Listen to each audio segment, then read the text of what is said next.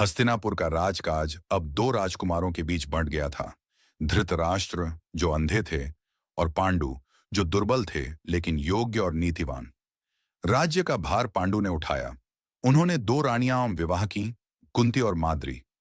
एक दिन पांडु शिकार पर गए।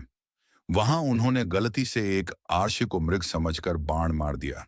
वह ऋषि श्राप दे गया, यदि तुम किसी स्त्री को स्पर्श करोगे तो उसी क्षण मृत्यु को प्राप्त करोगे। पांडु ने राज्य त्याग दिया और वन में तपस्या करने चले गए। कुंती और माद्री उनके साथ गईं। पांडु संतान चाहते थे लेकिन श्राप के कारण असहाय थे। तभी कुंती ने अपना एक गुप्त वरदान बताया। वह किसी भी देवता से संतान प्राप्त कर सकती थी। इस वरदान से जन्मे यमराज से, युधिष्ठिर धर्मराज वायुदेव से, भीम बलशाली इंद्रदेव से, अर्जुन धनुर्धर और माद्री को कुंती ने यह मंत्र सिखाया, जिससे माद्री ने अश्विनी कुमारों से दो पुत्र पाए। नकुल और सहदेव पांचों पांडव तेजस्वी, गुणवान और शक्तिशाली थे। एक दिन पांडु अपनी पत्नी माद्री के मोह में आ गए और उन्हें छू बैठे। श्राप सच हुआ और पांडु की उसी क्षण मृत्यु हो गई।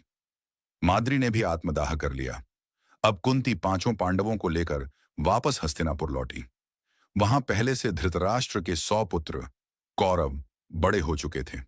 उनका सबसे बड़ा पुत्र था दुर्योधन, घमंडी, ईर्ष्यालु और सत्ता का भूखा। जब पांडवों ने राजकुमारों की शिक्षा में कौरवों से श्रेष्ठता दिखाई तो दुर्योधन की ईर्ष्या जलने लगी। उसे पांडवों से डर लगने लगा, कहीं ये ही सिंहासन के असली उत्तराधिकारी न बन जाए। और तभी शुरू हुआ षड्यंत्रों का सिलसिला।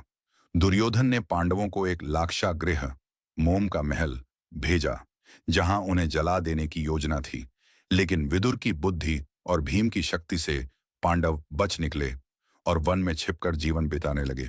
यह थी महाभारत की तीसरी कड़ी, जहां धर्म संकट में था और अधर्म सत्ता के सिंहासन की ओर बढ़ रहा था। आगे क्या होगा? क्या पांडव न्याय पाएंगे या दुर्योधन छल से विजयी होगा?